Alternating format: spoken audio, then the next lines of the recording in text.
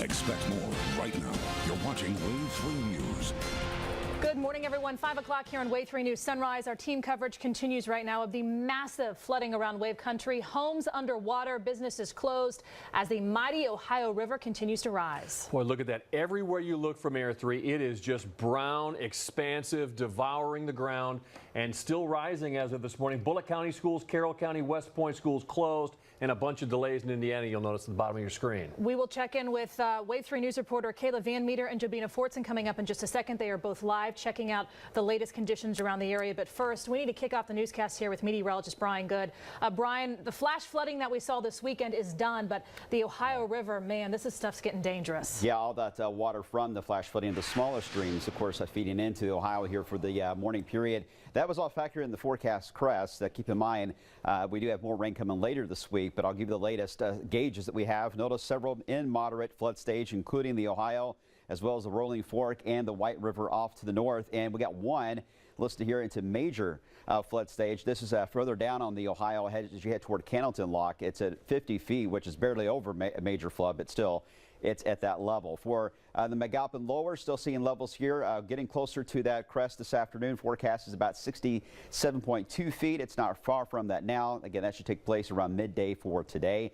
And as when it comes to the upper gauge, same story. Later on today, the crest will likely take place. Highest level we've seen since 1997, about 36 feet around midday for today, it looks like. Now, no rain is expected to aggravate this today or really tomorrow. But midweek, again, a different story. Here's the rain now across the southern tier of Kentucky. It's about to fade out. In fact, really nice forecast the next couple of days. We'll get some sunshine back in the area. 40 now. When you step outside, we'll climb into the upper 50s to around 60 as we head into this afternoon. On the traffic side here for this morning, of course, we'll keep an eye on all the closures that will be taking place. Make sure to pay attention to the traffic section of the Wave 3 News weather app. It has all the roads that are closed due to flooding on the app. You'll see the symbol for it. It'll help you out as you head out this morning. Also, keep in mind the 2nd Street of the Clark Memorial Bridge will have lane closures in each direction today, and we'll let you know if that continues to be the case considering the flooding situation. Much more on that, by the way, coming up later in this half hour. All right, so what a wild weekend it was. 55 water rescues. They had to close down I-64, wettest February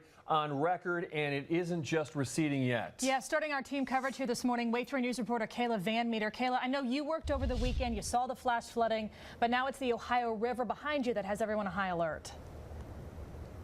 Yeah, and I tell you, even working this weekend, I wasn't able to get to every spot, of course, in Wave Country, and I am mind blown being down here at the waterfront. The Great Lawn completely taken over by the Ohio River this morning. You can see the water and debris slowly edging in, and again, the Great Lawn, usually about a couple acres away, will have this stage for all of the events and concerts taking place during the warm weather here in Wave Country, and there's no sight of grass.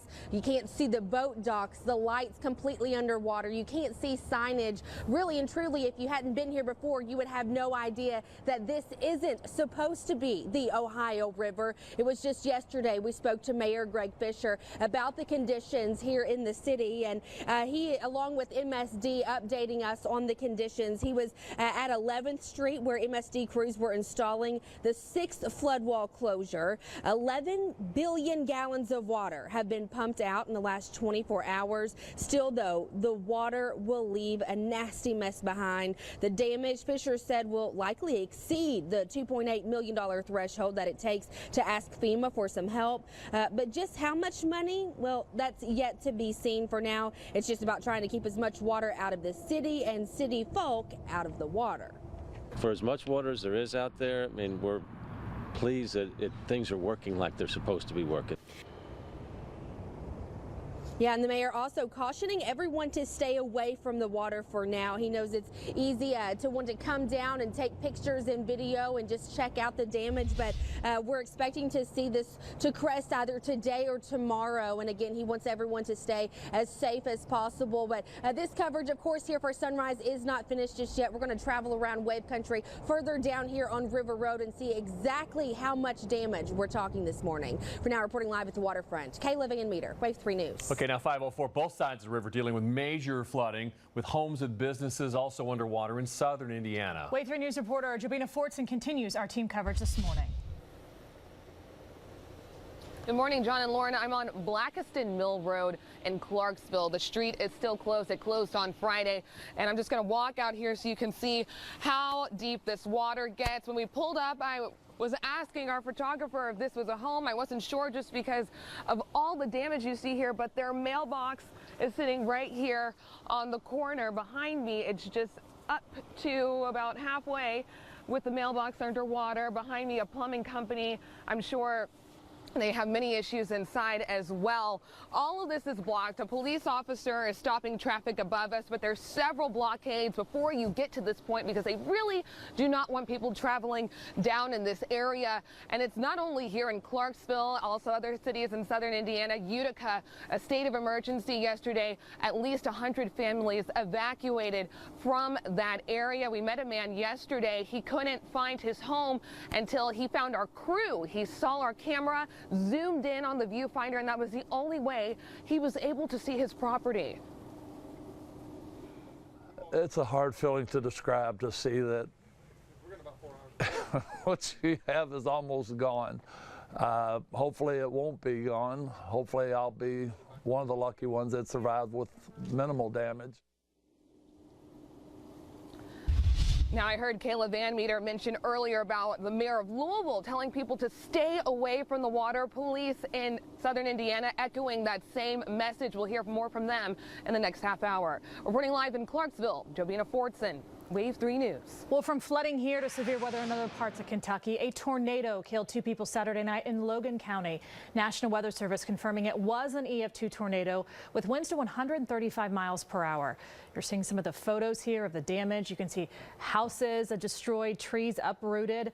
Officials say one victim, a 79-year-old woman who was heading to the basement to take shelter when that tornado came through, the roof collapsed on her. She was killed. Another person was also killed in the Keysburg area. Well, we got to look at another MSD floodgate closure, this one on Port Road. They explained they closed the gates to keep the river out. For the last few days, MSD's been working OT on this. With water still on the rise, they're not slowing down. MSD has employees working round the clock at the 16 pumping stations.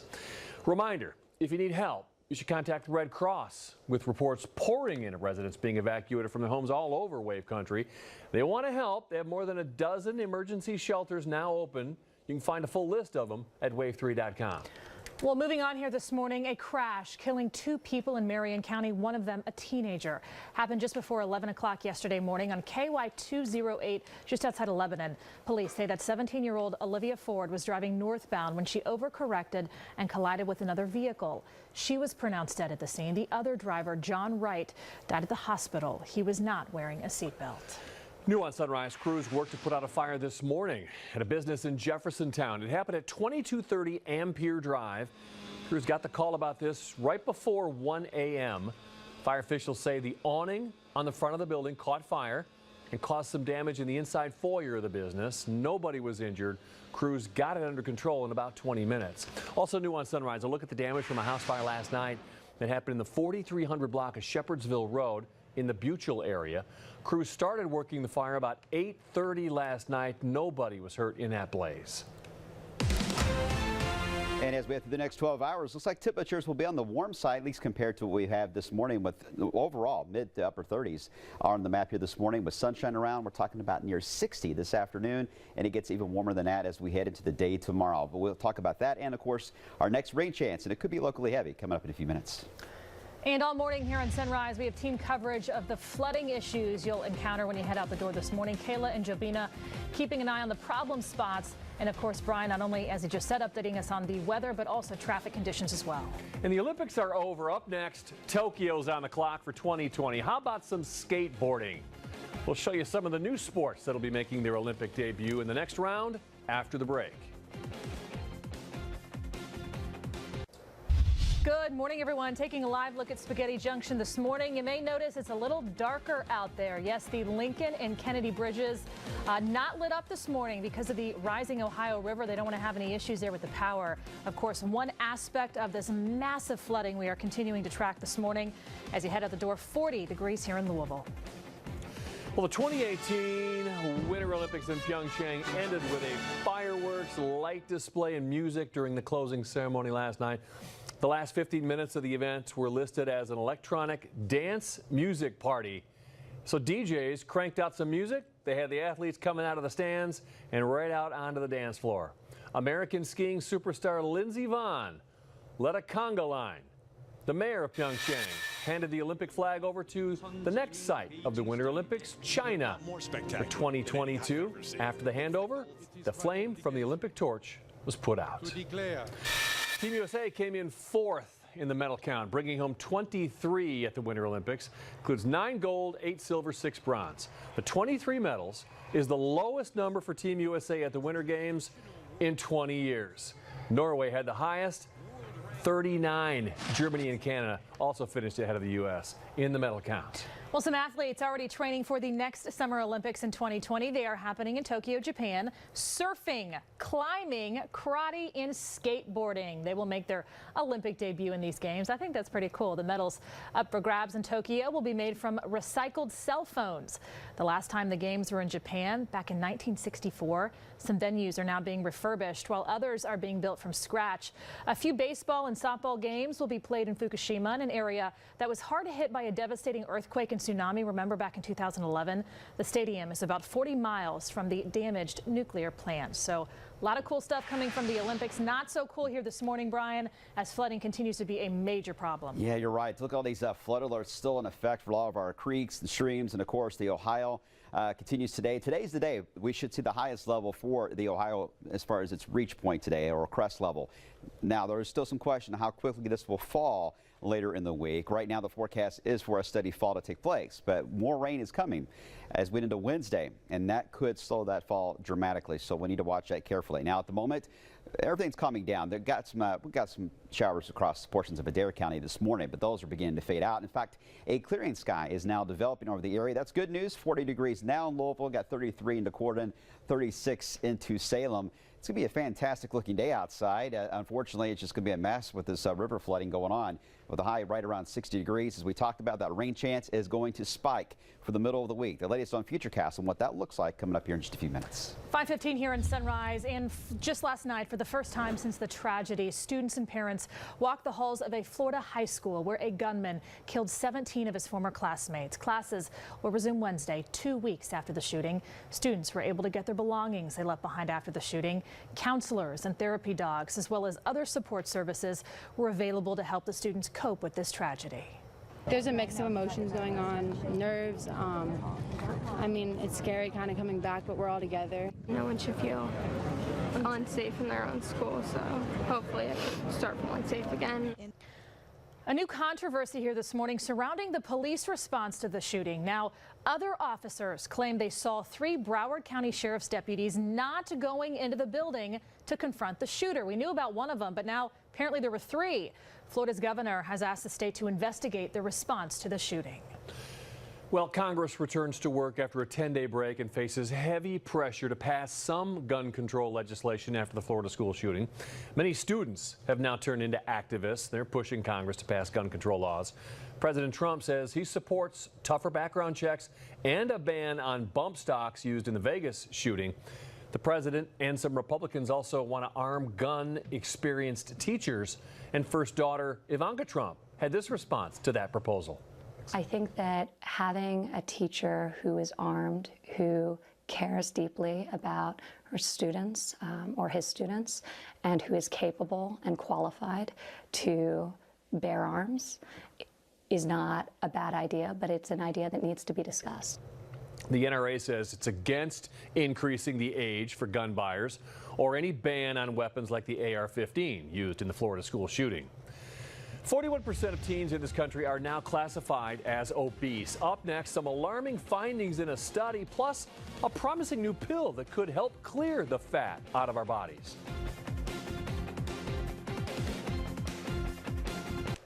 A lot of cleanup work's happening now after a violent storm moved through south central Kentucky and Tennessee. Homes down in Clarksville, Tennessee have been reduced to rubble. Look at that air shot. Friends and neighbors were out to help get a jump start on the cleanup. The Weather Service has confirmed that it was an EF2 strength tornado that touched down, with winds reaching 120 miles an hour. And in the middle of all the flooding we've been covering, sometimes animals get forgotten. Well, that was not the case yesterday. A viewer, Charlie Cecil, sent us a video of a bunny here stranded in the flooding. Charlie and a friend were heading back home in a canoe. They scooped up the bunny and set him free on dry land. Going to be a lot of that here over the next couple of days as the animals get stranded. I remember from 97 all up and down the river, people go out and help get them to dry land. They need to, right? Especially with the river continuing to rise. I remember 65 in Bullitt County. I couldn't even get to Western. I was still in school. I couldn't get to the campus. They actually closed classes at Western because most of the students were from Louisville. Couldn't get down there, so it was crazy. So how does this flood relate to 97? It's going to end up just a little bit shy, right? Yeah, exactly. And it was a lot of flash flooding, too, in 97. It was 10 inches of rain. Yeah, that was a bigger issue, yeah. This has been spread out, so it's more of a slower process for the rivers to rise. But when you look at the rainfall totals over the past week, you can see the problem we've had here. 7 to as much as 9 inches of rain has fallen, and of course that made it the wettest February we've ever had on record in Louisville. And we have the potential, by the way, with the rain coming from midweek, because we're not done with February yet. We have the potential to be one of the wettest months ever on record if we get some of these rain totals that are showing up later in the week. Now, when it comes to the gauges, let's start with the McAlpin lower first off. It's at 66.9 as of last check at 4 in the morning. Forecast today to get to that level of 67.2. How does that compare? Well, when you look at the levels back in recent years, you can see in 97 it was 70 feet, so 3 feet off from where it was at that point. It's fairly similar to 1933, if you remember that, back in the day, and it is certainly going to be higher than the one in 2011 and in 2015, which I think is more significant because everybody remembers those two recent ones other than the 97 flood. Now, when you look at the McAlpin upper gauge, latest stats, 35.5 feet basically forecast to get 36. Same story really for the upper gauge when it comes to the levels. In 97, it was 38 feet, so roughly about 2.5 feet off from where it was at that point, and very similar to what we had there in 1948, but certainly higher than 2011 and 2015. So basically, we're talking about more than 20 years that we've had levels like this here into Wave Country. Now, the good news is no rain is added to the basin today. We're drying things out. In fact, a really nice day today. Plenty of sunshine. Not bad for a Monday, that's for sure, with a high right around that 60-degree mark with plenty of blue sky to enjoy. Now, the outlook does feature more rain, as we've been talking about, for the middle portion of the week. Showers and thunderstorms will break out as we head into Wednesday and Thursday, and it's actually two systems that will scoot by. The first one looks to be a relatively light rain on Wednesday, but fairly widespread, and we could get about a half inch of rain out of that. The second one's the one we need to watch, and that will be Wednesday night into early Thursday, and this could be thunderstorm action moving through, and that's important too because you get thunderstorms, you can accelerate those rain totals much higher than what the models indicate, and that is a possibility. Right now, southern Kentucky may take the brunt of that, and then we'll turn colder, it looks like, for the end of the week into the beginning of the weekend. Highs generally right around 50 degrees. We'll talk about those rain totals for Wednesday and Thursday coming up in the next half hour. All right, thank you, Brian. 5:23 now. Beware of a new twist on an old scam when it comes to your email. The Federal Trade Commission scammers posing as well as known tech companies are now emailing this phony invoice showing you that you recently bought music or apps from them. The email tells you to click on a link if you did not authorize the purchase, but do not do it. Scammers are just trying to get you to share your personal information and get access to your computer. To protect yourself, set your security software to update automatically and be suspicious of any emails that asks you for your username, password, or other personal data. Well, Samsung revealing the company's latest smartphone, Galaxy S9 and S9 Plus. The newest model is taking on Apple's iPhone 10 with new features. The dual lens can capture better photos in low light, and now users can even take video in super slow motion. Smart Assistant Bixby is now bilingual with real-time camera translation. It has a makeup mode where you can apply makeup and buy it, or you can take a picture of an object and be able to also buy that through select retailers, all through the camera. Oh, it can put makeup on you when you don't have any on? Yeah, buddy. Users can also create new augmented reality emojis to share with friends generated from a selfie. The S9 will have a variety of unlock features, including iris scan, facial recognition, and Samsung is now also keeping the fingerprint sensor. This hits store shelves next month. Very cool. 5:25 now. New report out today shows 50% of Americans haven't checked their credit report since the Equifax breach last year. 1 in 3 consumers who say they heard a lot about the breach still didn't bother to check their credit report in the past 6 months. 73% say they are either very or somewhat concerned about the breach. Industry analysts say that's disturbing considering the data breach exposed the personal info of more than 145 million people.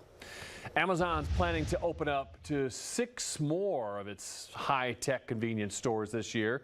The company is considering opening Amazon Go stores in Seattle, LA, and other locations they haven't released yet. The first Amazon Go store opened last month, and it lets shoppers use their phones to enter, take items off the shelf, and are automatically charged when they leave without going through the checkout line. Well, new here this morning in health news, the American Academy of Pediatrics now updating its guidelines on teen depression. The group says all kids over age 12 should have a depression screening at regular wellness checkups. If necessary, pediatricians should then offer treatment plan options that include the patient's family, and access to mental health education and experts. The guidelines also recommend developing a safety plan as needed, including restrictions on any firearms in the home. Well, the childhood obesity epidemic showing no signs of slowing down. A new study from Duke finds rates of obesity have increased in all age groups from age 2 through 19. 41% of teens now classified as obese by high school. That's unbelievable. Black and Hispanic children and teenagers had significantly higher rates than white in age and youth. Wow. Well, researchers now developing a pill that can shrink body mass in Texas. What do you think about this? They say it's already proven to work in animals and hope to use it on humans with obesity-related health problems. Fat or heavy mice given the treatment for 2 weeks started to lose weight, even though the amount of food they ate did not change. Researchers say they found a protein inside fat cells that work against us and keep the fat on us.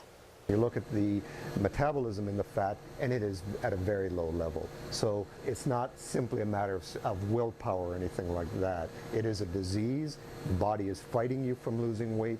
We're hoping to give you another tool to help the body not fight your weight loss attempts. Researchers say the pill will be for patients who do not qualify for life-saving operations like a transplant until they can get to a healthier size. Just about 5:30 right here on your Monday. Coming up on Sunrise, water rising across the area, flooding homes and businesses. This live look here is one of the lesser shots we've shown you so far this morning. Got entire communities swamped this morning. We'll have more coverage continuing at 5:30. And do you know what to do if your home has been affected by flooding? There's a guideline or a list recommendation you need to follow here. We'll let you know what that is to help to prevent further damage and to start your insurance claims. That's coming up. And stay tuned for your chance to win a $20 gift card from Dairy Queen. We'll show you how to win coming up on Sunrise. Expect more right now. You're watching Wave 3 News. Flooding continues to be a huge issue across our area. Look at this. This is drone video from Go Faster in the Shepherdsville area. You can see from downtown to even suburban neighborhoods underwater right now. Bullitt County schools closed today because of the flooding, and there are several other closings and delays scrolling at the bottom of your screen.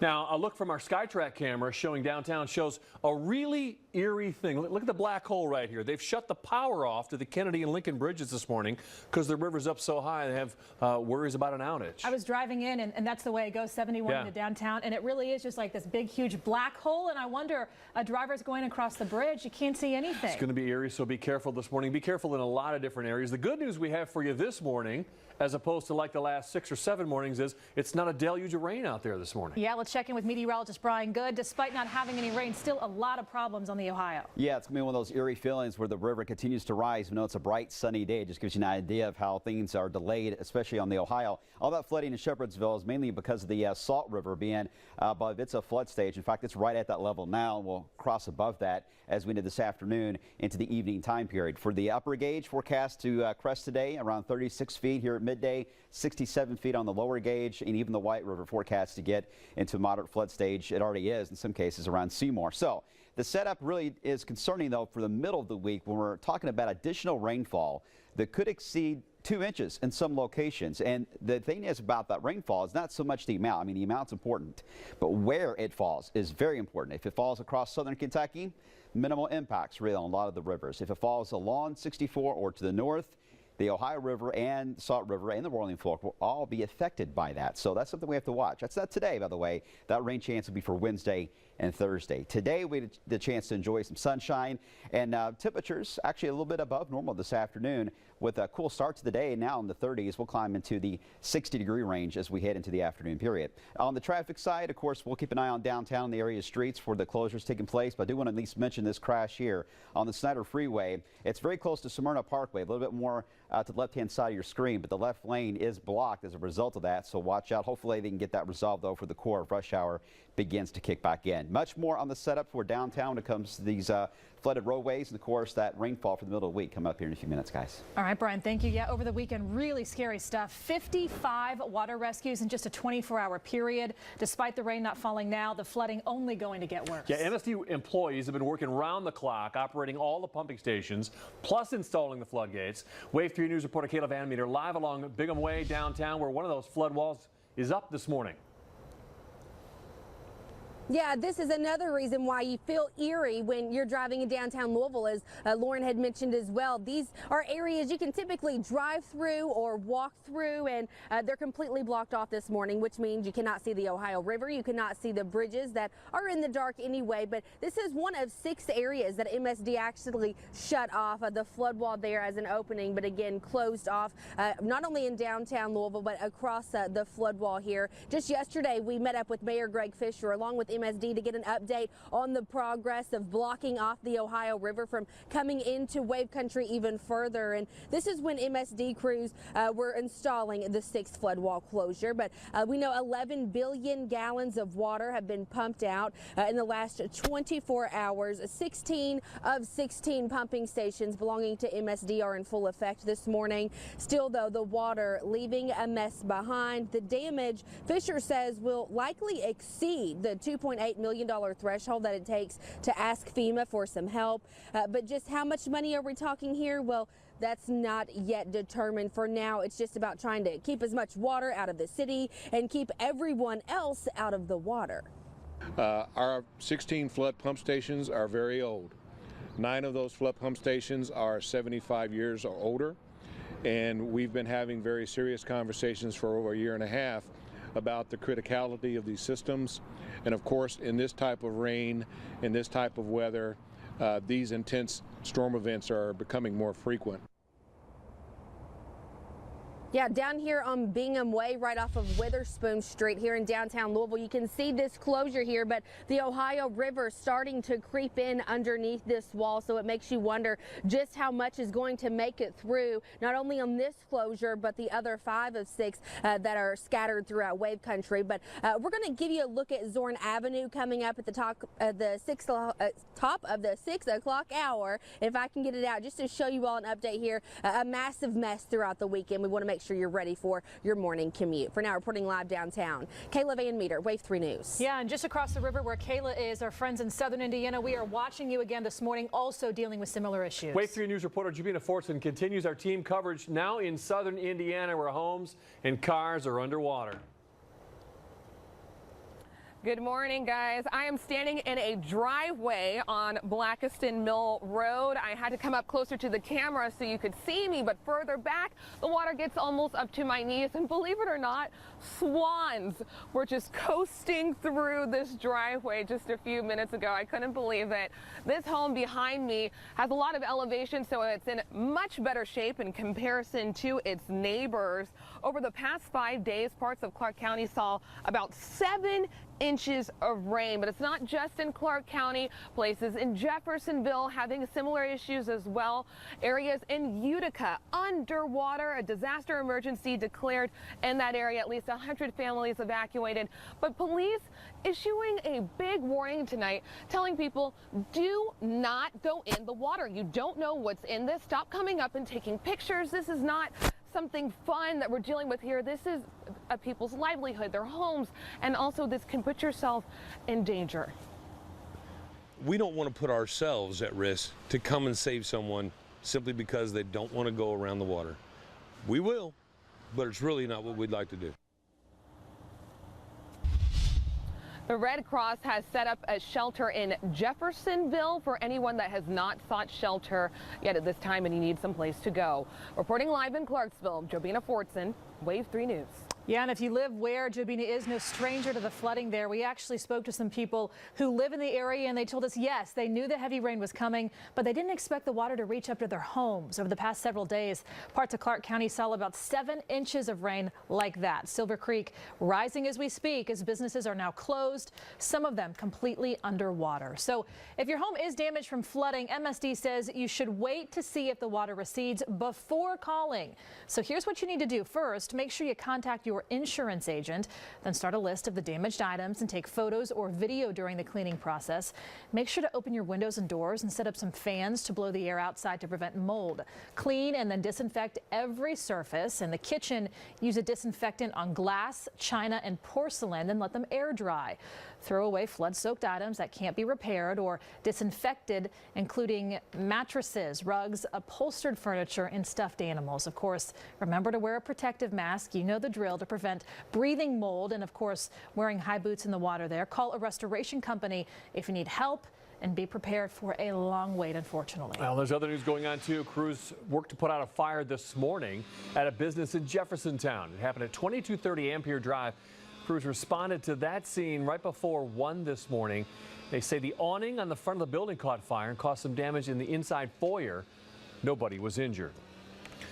Republican senators hope to vote on an overhaul of public teacher pensions this week. The bill sponsor says the Senate committee is expected to vote on the proposal Wednesday. It'll then be sent on to the full Senate. Most of the savings would come from benefit cuts. The plan would cut in half the yearly cost of living raises for retired teachers over the next 12 years, stop paying them for any unused sick days accumulated after July 1st, and make changes to benefit calculations to encourage teachers to work longer. All right, the next 12 hours starting off a bit chilly at the moment. Some spots already into the 30s here in Louisville are averaging out very close to that 40-degree mark. We'll drop a couple degrees as we hit the morning commute, it looks like. This afternoon, though, plenty of sunshine expected, a high near 60 and even warmer. In fact, 10 degrees warmer for tomorrow. We'll talk about that in our next rain chance after the break. And remember, all morning here on Sunrise, we are keeping you covered. Bullitt County schools closed today. We have a lot of other cancellations and delays scrolling at the bottom of your screen as the mighty Ohio River so high right now that power is out on the Lincoln and Kennedy bridges. Plus, gum disease affecting heart disease. How taking care of your teeth can prevent a heart attack. And now is your chance to win a $20 gift card from Dairy Queen. Just call 502-571-5263. You have to be the third caller to win.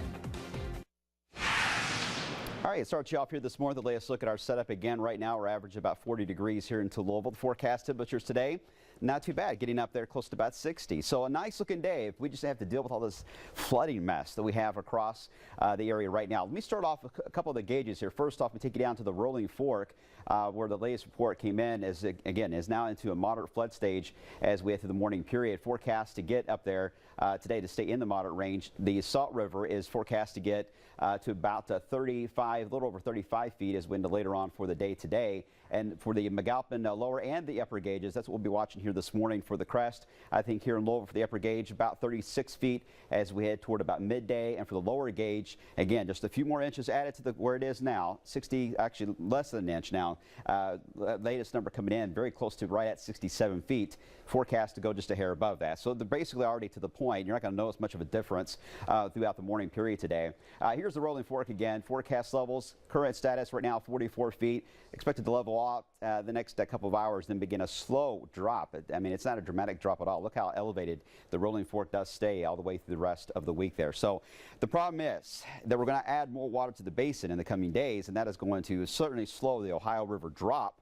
But if it's heavy enough and it falls in the right spot or the wrong spot, if you will, it could actually cause the Ohio to go back up again. I can't rule that out. So there's a lot to monitor this week. This morning, though, just a few showers in Adair County, and that's fading out, by the way. So we got a chilly start to the day, 29 in Tell City, but 40 here into Louisville. Still a chance for some fog, by the way, to develop in the next couple of hours. We'll monitor that. High today right around 60 degrees. Plenty of sunshine will develop. as we head into Wednesday and Thursday. This is our next system rolling in. It's going to be a warm system. Again, temperatures in the 60s to near 70 degrees. The first wave moves by on Wednesday with a general light rain.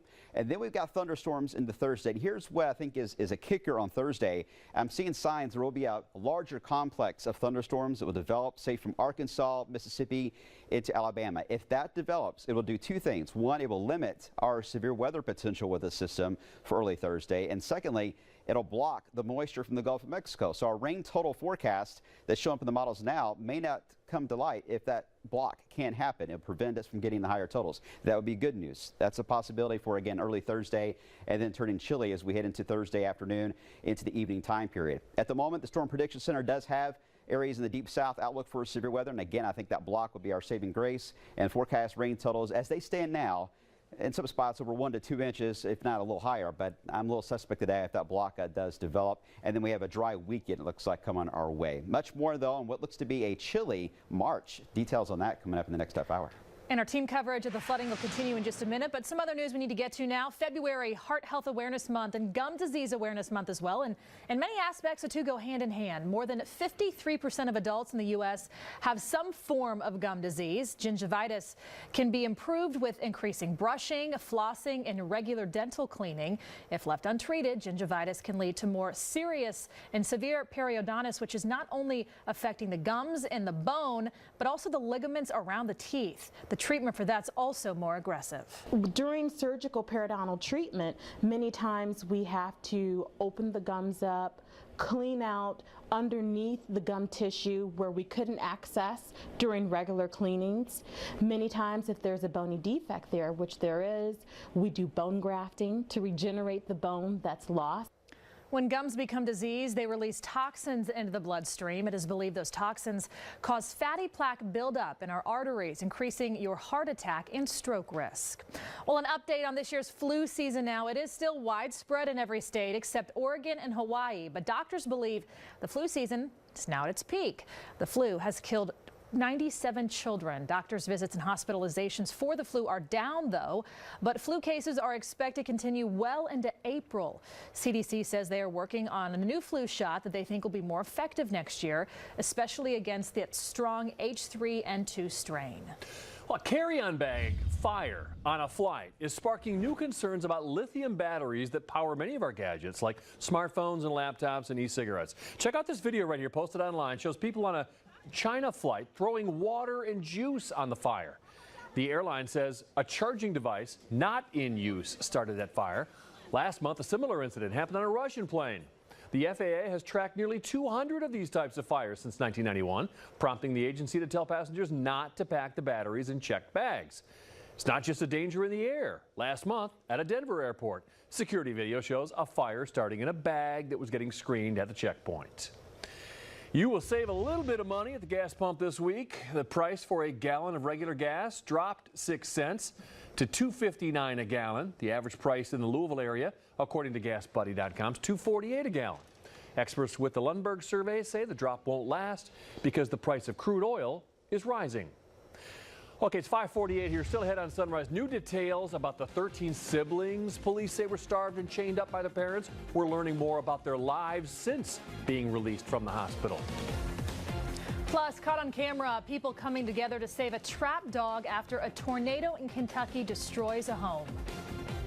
All right, and we're keeping an eye on the traffic here this morning. Our way through news storm tracker, Kayla Van Meter inside as well, tracking her heading toward the Zorn Avenue area and River Road. We'll let you know how that trends here for this morning as the river continues to rise. Also, keep in mind this crash on the Snyder Freeway westbound at Smyrna Parkway. The left lane continues to be blocked. More on that after the break, but first, here's the latest look at your Kentucky Lottery jackpots. And Mega Millions, $222 million, Powerball, $293 million. The Kentucky Lottery, fueling imagination, funding education. We're following breaking news. 52 here. 7 adults of the 13 siblings believed to have been starved and shackled by their parents in that California home are living in a medical center and making their own decisions for the very first time. The 13 siblings range in age from 2 to 29. The younger siblings are being cared for in a separate foster home and talk to their older brothers and sisters through Skype every day. Their parents, David and Louise Turpin, were arrested last month after one of the kids escaped and called police for help. Well, our team not only tracking the massive flooding, but also deadly tornadoes over the weekend. It was a team effort to rescue a dog trapped under debris in Tennessee after a tornado hit Clarksville. The home there destroyed. National Weather Service says 5 tornadoes touched down, 3 EF2s and 2 EF1s hit near the Tennessee and Kentucky state line. This is so sad. A 79-year-old woman was inside her home. She was running to the basement when the tornado hit to take shelter, but then that roof collapsed on her and killed her. Another person was also killed. All right, let's check in with meteorologist Brian Good. We had the severe weather over the weekend and obviously the flooding, flash flooding a few days ago. Now it's river flooding we're watching today. Yeah, and when you get both of them at the same time, it's never good. And that was the problem we had certainly on Saturday. And we will face another round of rain, looks like toward the middle of the week. That could have some flash flooding involved with it.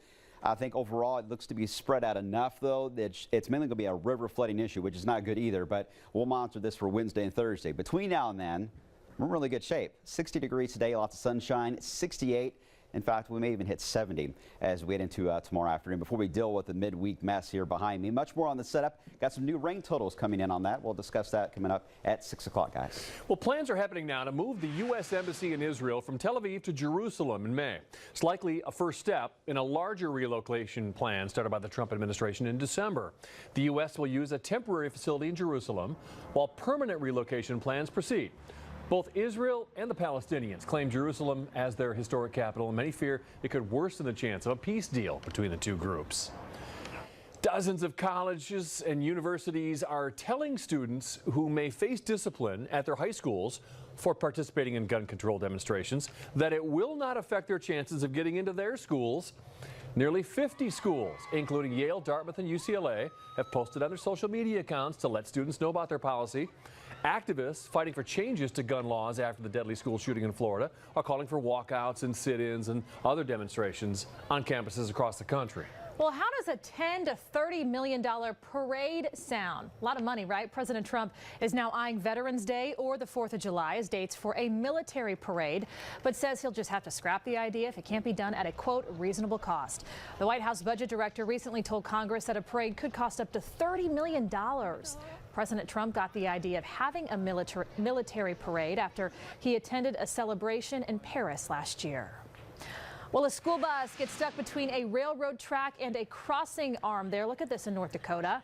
Lots of snow on the ground, bad timing for it. Police say the bus filled with students drove up to the tracks and stopped like it's supposed to. But when the driver moved forward, the crossing arms then came down. None of the students were hurt, and the driver will not face any charges or disciplinary action. Well, several lava flows glided down the cliffs in Hawaii. The lava was located just a half a mile west of where it originally started its downslope towards water. Hawaii officials say it's been 6 months since that molten rock stopped entering the Pacific Ocean, with most breakouts like this one dying out quickly. Just about 6 o'clock right now. Let's take another live look this morning at the Ohio River flooding. Look at this this house halfway underwater right next to the roadway. Mailbox is barely sticking up to. We're going to have more live pictures of what the biggest flood since '97 is doing to our area. Coming up next. We are also tracking the aftermath of severe weather here this morning. Much more on the tornadoes that hit parts of Kentucky and the cleanup efforts here this morning. That's coming up next on Wave 3 News Sunrise at 6.